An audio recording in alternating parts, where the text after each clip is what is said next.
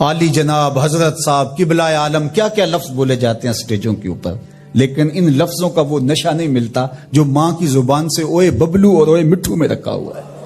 ماں جب یہ کہہ کے پکارتی ہے تو لگتا ہے کہ سارا پیار سمٹ کے ماں کے لہجے میں آ گیا ہے، لفظ نہیں ہے، ماں کے منہ سے شہد ٹپک رہا ہے۔ ماں جب بولتی ہے تو اس کے لہجے میں جبریل بولتا ہے۔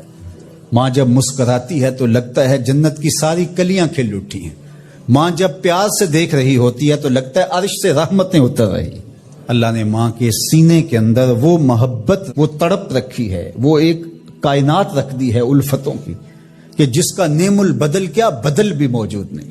وہ پیار رکھ دیا، وہ درد رکھ دیا، وہ درک رکھ دیا، وہ الفت رکھ دی ماں کے سینے کے اندر۔ ایک شاعر ہوا تابش، اس نے ماں کے پیار کو کتنے خوبصورت پیرائے میں بیان کیا۔ ایک مدت سے میری ماں نہیں سوئی تابش، میں نے ایک بار کہا تھا مجھے رات کو ڈر لگتا ہے۔ ایک دن بچپن میں میرے منہ سے نکلا تھا امی مجھے رات کو سوتے ہوئے ڈر لگتا ہے۔ میں بوڑھا بھی ہو گیا ہوں، میری ماں اب بھی میرے بستر پہ پھونکے مارتی کہ میرے بیٹے کو رات کو ڈر نہ لگے۔ یہ ماں کے سینے کا پیار ہے، ماں کی الفت ہے، یہ ماں کی تڑپتی ہوئی ممتا ہے۔ اولاد کے لیے وہ دکھ بھی جھیلتی ہے، تکلیفیں بھی سہتی ہے۔ غریب مائیں لوگوں کے گھروں کے برتن بھی مانجنے پڑے تو اس سے بھی گریز نہیں کرتی۔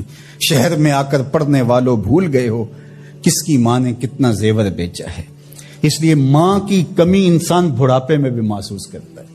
کبھی ایسا نہیں ہو سکتا کہ انسان کہے کہ کوئی بات نہیں اب میں بڑا ہو گیا مجھے ماں کی کمی محسوس نہیں ہوتی۔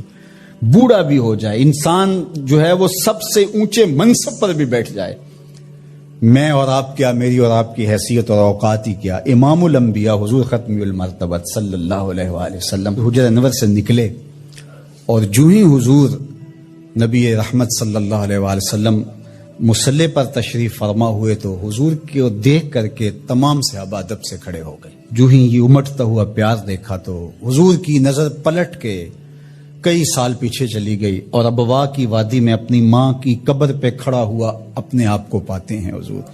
اور پھر ایک جملہ کہا، الحاوی للفتاوی کے اندر امام سیوطی نے اس کو بڑی تفصیل سے لکھا ہے کہ چشمان رحمت سے آنسو ٹپکنے لگے اور حضور مصلی پہ کھڑے ہو گئے اور فرمایا لو ادرکت والدی او احدہما، کاش آج میرے ماں باپ زندہ ہوتے یا کم از کم میری ماں ہی زندہ ہوتی اور میں لوگوں کو نماز پڑھا رہا ہوتا۔ وَأَقْرَأُ فِيهَا بِفَاتِحَةِ الْكِتَابِ، اور اس میں سورہ فاتحہ کی تلاوت چل رہی ہوتی۔ پھر میری ماں کو میرے ساتھ اچانک کوئی کام یاد آ جاتا، وہ دروازے پر آتی اور چلمن سرکاتی اور مجھے بیٹا کہہ کے آواز دیتی۔ فرمایا لوگوں نماز چھوڑ کے پہلے ماں کی بات سن لیتا۔ تو ماں کی کمی تو انسان زندگی کے آخری حصے میں بھی محسوس کرتا ہے۔ پھر اس سے بڑا منصب کس کا ہو سکتا ہے جو امام الانبیاء کا منصب ہے؟ اتنا بڑا اعزاز کس کا ہو سکتا ہے جو خاتم المرسلین کا اعزاز ہے، جو محبوب خدا ہیں، کونین کے مالک ہیں، لیکن ماں کی کمی کو وہ بھی محسوس کرتے ہیں، ماں و شمع کی شمار میں ہے۔ تو ماں باپ کا وجود اللہ کی رحمت ہے۔ جب یہ سایہ سر سے اٹھ جاتا ہے تو پھر پتہ چلتا ہے کہ بندہ کھڑا کہاں ہے۔ جب گھنے درخت کے سائے میں بیٹھا ہو اور وہ درخت ساری دھوپ اپنے پتوں میں جذب کر رہا ہوتا ہے اور نیچے بیٹھنے والے کو چھاؤں فراہم کر رہا ہوتا ہے، اور اس سے نہیں پتا ہوتا کہ جو مجھے چھاؤں دے رہا ہے وہ خود کتنا جلس رہا ہے، لیکن اچانک جب سایہ ہٹ جائے اور بندہ کڑی دھوپ میں آ جائے پھر اسے احساس ہوتا ہے کہ وہ سایہ کتنا غنیمت تھا۔ جن کے ماں باپ موجود ہیں وہ ان کی خدمت کر کے دنیا اور آخرت کی سرخرویاں حاصل کریں۔ اللہ کی رضا بھی اس میں ہے، رسول اللہ کی رضا بھی اس میں ہے، اور دنیا اور آخرت کی بہتریاں اسی کے اندر پنہاں ہیں کہ ماں باپ کی تکریم بجا لائی جائے۔ عالی اللہ اکبر، ان پڑھ اور غریب ماں کی یاد میں انہوں نے بڑی خوبصورت باتیں لکھی۔ کہا عالی نسب ہوٹلوں میں کھانا کھانے میں وہ سرور کہاں جو چولہے پر بیٹھ کے ماں کے ہاتھوں سے پکی ہوئی چپاتیاں کھانے میں ملتا ہے۔ حضرت یعلا بن مرہ کی ایک کہانی سنیے۔ فرماتے غزوے سے ہم واپس آ رہے تھے، راستے میں پڑاؤ ہوا تو حضور ایک درخت کے نیچے استراحت فرمانے کے لیے لیٹ گئے، اور میری ڈیوٹی یہ تھی کہ میں تلوار لے کے حضور کا پہرا دوں۔ میں کھڑا ہو گیا، باقی لوگ بھی سو گئے، تو میں نے ایک منظر دیکھا کہ دور صحرا میں ایک درخت تھا جو ہلنے لگا۔ تھوڑی دیر کے بعد وہ اپنی جڑوں سمیت باہر آیا اور اپنے آپ کو گھسیٹتا ہوا میرے برابر آ کے کھڑا نہیں ہو جاتا۔ تھوڑی دیر کے بعد وہ واپس وہاں جاتا ہے اور جہاں سے اکھڑا تھا وہاں جا کے دوبارہ نصب ہو جاتا ہے۔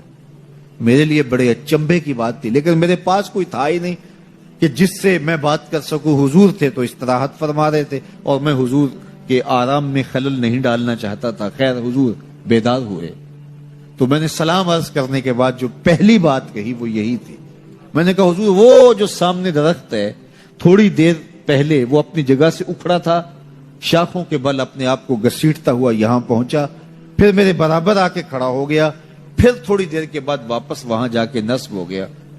یہ جب کہانی سنائی تو میرے حضور نے تعجب نہیں کیا، اچھا کیسے ہوا، کیسے آیا، کتنا وقت لگا، کتنی دیر ہوئی، کوئی سوال نہیں کیا، بلکہ فرما حاذہ شجرۃ استاذنت ربھا، فرما یا اللہ بن مرہ یہ درخت ہے، اس نے رب سے اجازت چاہی تھی کہ مالک تیرا محبوب نیڑے آیا ہے، سلام نہ کر رہا ہوں، فآذن لہا، اللہ نے اس کو اذن دے دیا تھا یہ مجھے سلام کرنے کے لیے آیا تھا۔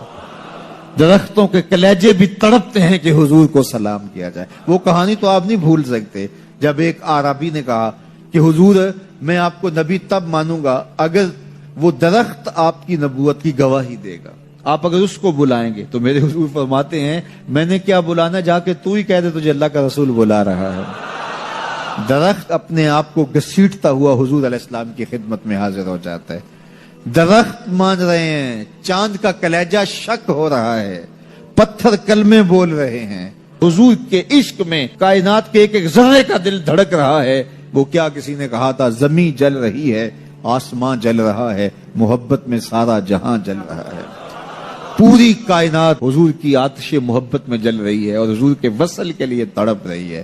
درخت ہوں، پتھر ہوں، اشجار ہوں، وہ اونٹنی جس پہ حضور سوار ہوتے تھے، غدبہ نامی اونٹنی، آپ تاریخ پڑھیں حضور کے وصال کے بعد وہ چارہ نہیں کھاتی تھی، چارہ چھوڑ دیا تھا، رو رو کے نابینا ہو گئی وہ اونٹنی، اور صحابہ نے اس کی آنکھوں پہ پٹی باندھ دی تھی، اس نے رو رو کے جان دے دی۔ جب حضور چلے گئے ہیں تو ہم نے جی کے کیا لینا ہے۔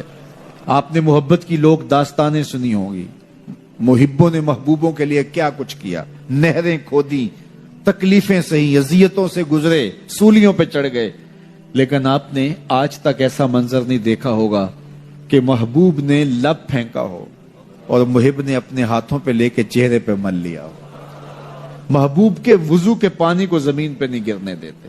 عروہ بن مسعود صلح حدیبیہ کے موقع پر واپس جب گیا تو اس نے قریش مکہ کو جا کے کہا میں تمہاری جانب سے سفیر بن کے بڑے بڑے بادشاہوں کے درباروں میں گیا ہوں، واللہ اصحاب محمد کو جو میں نے محمد صلی اللہ علیہ وسلم کی تعظیم کرتے ہوئے دیکھا ہے، واللہ آج تک کسی بادشاہ کی بھی وہ تعظیم ہوتے ہوئے نہیں دیکھی، اور جو ان کا لعاب زمین پہ نہیں گرنے دیتے، ان کے وضو کا پانی نہیں زمین پہ گرنے دیتے، وہ ان کا خون کیسے گرنے دے۔ تو جنگ کا ارادہ ترک کر دو۔ تاریخ بتاتی ہے صلح حدیبیہ کے بعد سیدھا فتح مکہ ہوا ہے، قریش کے ساتھ پھر کوئی جنگ نہیں ہوئی، اس لیے کہ ان کے دلوں پر ایک رعب بیٹھ گیا تھا۔ جب امت نبی کی تعظیم اور تکریم بجا لاتی ہے تو بتائیے کہ پھر اس امت کو تسخیر کیا جا سکتا ہے؟ وہ ناقابل تسخیر۔ جب امت اپنے نبی کی تعظیم نہ کر سکے تو پھر اس کو جس طرح چاہو جو ہے وہ مسخر کر لو، وہ ایک بوسہ ہوتا ہے، اس کے علاوہ کچھ نہیں ہوتا۔